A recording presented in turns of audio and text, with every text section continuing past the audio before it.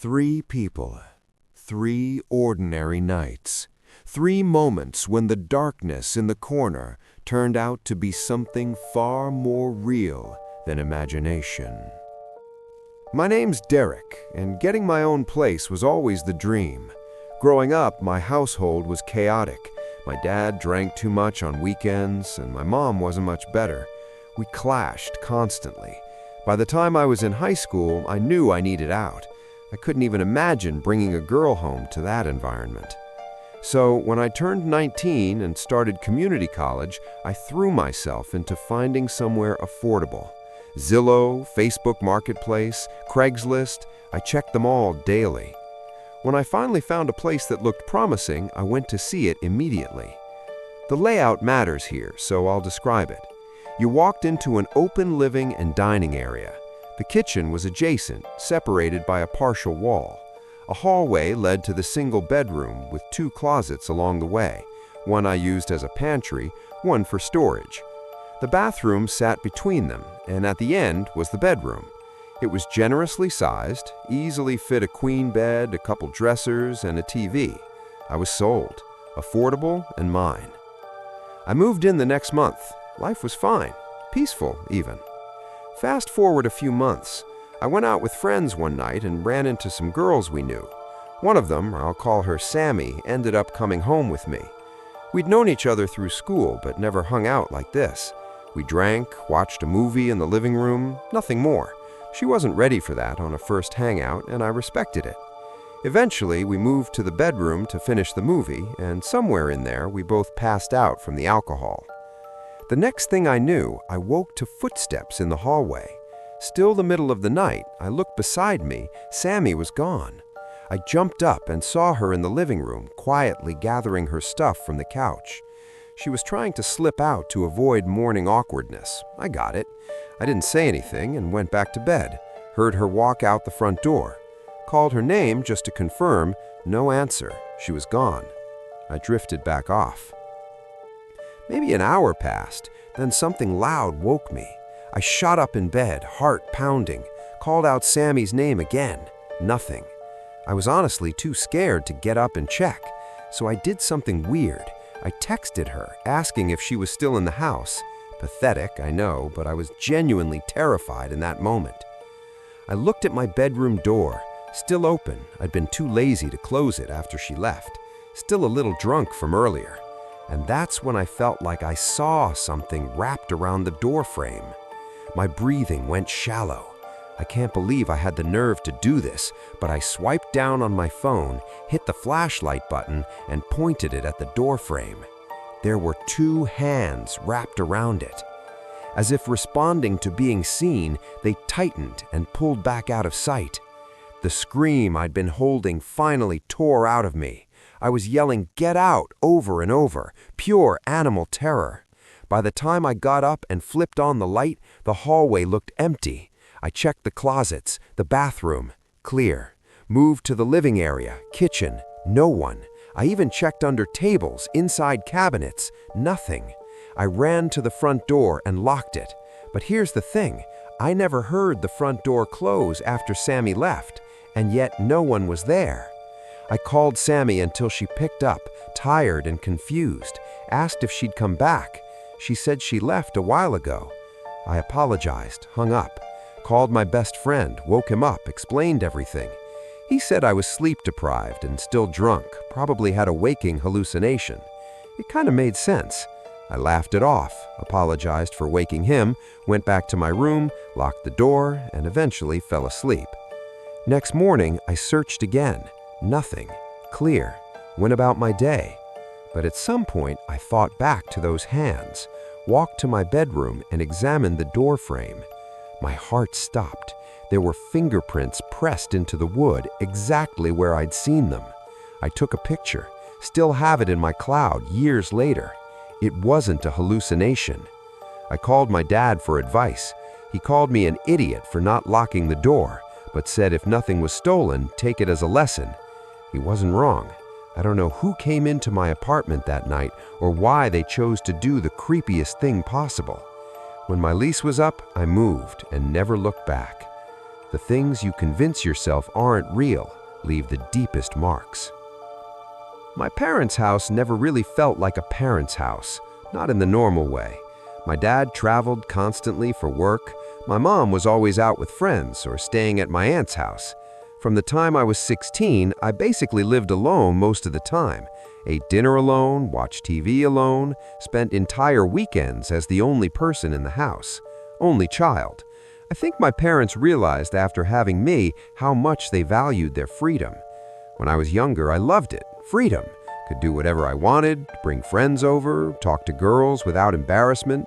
Felt like having my own home without paying for it. Even when I started college at 19, nothing changed. If anything, it got more pronounced. I knew every noise that house made. It was older but large, had its usual sounds. Character, I always said. This happened on a night I knew I'd be alone. Dad out of town, Mom staying at my aunt's house for a family thing the next day. She told me, "It's just you tonight." I didn't care. Normal. Made food, watched TV. Around 11, I went upstairs to my room and watched YouTube in bed. My room was at the end of the hallway upstairs. At the top of the stairs was a small landing, my parents' room to the right, then the bathroom, linen closet, and my room at the end. I kept my door open. My parents always said to keep doors open at night, to hear better, listen for intruders. Plus, I liked hearing the house, made being alone feel less intense. Got tired, shut my laptop, scrolled on my phone. Probably an hour passed, then my phone rang. No caller ID. First time I'd ever gotten a call like that. Late at night, sketchy as hell. I ignored it. It rang again immediately. That's why I answered. Figured if it was important, they'd call twice. Worst case, I hang up. I picked up. At first, nothing. Silence. Then I started hearing something faint. Took my brain a second to process. It sounded like a TV playing in the background. What was weird was that I could also faintly hear my own TV downstairs through the door. I'd left it on low as background noise. Hearing TV audio on the phone made my stomach tighten. I said hello again. No response, just the TV sound. Then I realized something that made me sit up instantly. The TV noise I was hearing through the phone matched my TV downstairs perfectly, synced, exact same audio at exact same moments. There's only one way that makes sense. Whoever was on the phone could hear my TV in real time, as in they were inside my house downstairs. I tried to force a normal explanation. A friend standing outside a window playing a trick, a call glitching and picking up my own microphone audio. But the more I listened, the more I knew someone was calling me while standing in my living room. I tried to force a normal explanation. A friend standing outside a window playing a trick, a call glitching and picking up my own microphone audio. But the more I listened, the more I knew someone was calling me while standing in my living room. I got up, walked to my door, listened. 1,000,000% sure now. The audio on the phone matched the TV. This was dumb, but I screamed out, "Who's down there?" thinking maybe it was a friend or family member pranking me. The line went dead. Mouth dry. Couldn't call back. Anonymous. I walked into the hallway towards the stairs, looked down, still heard the TV. Then a creak, floorboards under someone's weight. Then someone cleared their throat downstairs. No more theories. This was real. I went back to my room, quietly closed and locked the door. What if it was my dad testing me? My uncle? I called my dad. No answer. Called my uncle. He picked up, groggy. Asked why I was calling. I told him this would sound crazy and asked if he was downstairs. His response, "What the hell are you talking about?" While we were on the phone, my phone vibrated. No caller ID again. I begged my uncle to stay on the line, put him on hold, and picked up. Silence. But this time, no TV sounds, just footsteps. And the footsteps on the phone matched the footsteps I suddenly heard outside my bedroom door. My doorknob jiggled. Someone pushed against the door. Thank God it was old, heavy, with a solid lock. They knocked. I merged the two calls and yelled into the phone for my uncle. "It's not my dad! Get here now! Whoever's in the house is on the phone with us!" My uncle woke up fast, started yelling threats into the phone. The no-caller ID caller hung up. Footsteps moved away from the door. My uncle told me to stay put, he was coming. We lived in the same town. 7 minutes, the longest 7 minutes of my life. Heard him screaming downstairs, rushed out to meet him. We called the cops together, searched the house. The kitchen window was wide open enough for someone to crawl through. Cops came, did their search. No one there now. They took my phone, said even with no caller ID they could request records, trace it. Might take a few days. A few days later, an officer called back. The number traced to someone I actually knew, an old acquaintance from high school. Not a friend, not an enemy, but someone who'd had my number and address. I hadn't seen him in years. Cops asked if I wanted to come along when they questioned him. My uncle and I went. When his dad answered the door and saw police, he called his son down without question. The guy looked nervous. The officer asked straight up if he made those calls. He said no, then said his phone had been stolen a few days ago, lost it at a party. Cop asked why he didn't report it stolen. He shrugged, said he was getting a new one anyway. That was it. No arrest, no gotcha moment. But I couldn't stop thinking about that nervous look. Was it guilt or just natural reaction to police at your door? If it really was stolen, that means someone stole his phone specifically to call me and break into my parents' house. That's scarier than if it was him. Sometimes the explanation you're given is worse than the truth you feared. This last one happened post-college. We were all 23, 24, the usual crew: Cody, Randy, Jake, and me. Cody's house was always the spot to pregame because he had a cool basement where his parents couldn't hear us. A night out at bars, Cody and I got tired first, headed back to his place. He offered me the pull-out couch in the basement, came down to help me set it up. We played a game of Madden. He destroyed me. I was tired, wanted to sleep off the alcohol. Cody went upstairs, shut the door, left alone in darkness. The only light in that basement came from the cable box clock under the TV's standby light, and a faint green glow from a Heineken mini fridge in the corner. That fridge also provided white noise that helped me sleep. I knocked out like a drunk baby. Woke up in darkness, still late, 3 or 4 a.m. Cottonmouth so bad I could barely move my mouth. Stupidly hadn't brought water down, didn't want to get up, but couldn't ignore it. Rolled over, looked at the Heineken fridge, just alcohol. Then, for no reason, my eyes darted to the other corner of the room. Thought my eyes were playing tricks, but I could swear I was looking at a black mass in the corner, something I didn't remember being there before.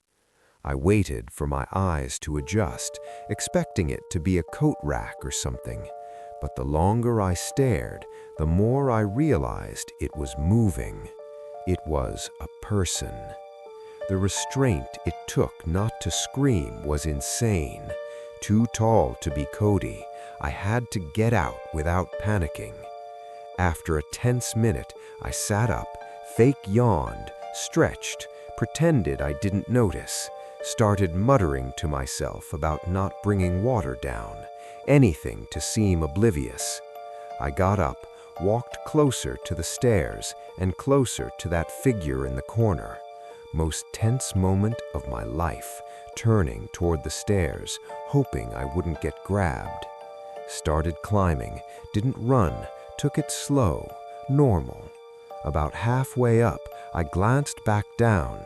The black mass was at the bottom of the stairs, definitely a person. I tripped running up the rest of the stairs, slammed the basement door shut, ran upstairs to Cody's room, shook him awake, yelling someone was in the basement, wake up his dad. During the commotion, a slam from downstairs. I yelled, "See?" Cody's dad ran down both flights without questions. The basement door was wide open. I'd shut it. The back door to the house was open too. We searched, called cops, searched outside, neighboring yards. 15 minutes before the police arrived. They did a full search, filed a report. Neighbors came out asking if everything was okay. By then, I was sober, terrified, and wanted to go home. As soon as cops left, I called an Uber, refused Cody's offer to drive. I worried for them, but I was not sleeping in that basement again. Never did. We still pre-gamed there, but the feeling in that basement changed. I'd always glance at that corner and think back to that night, that black mass watching me in the dark. If these stories made you look over your shoulder, show your support.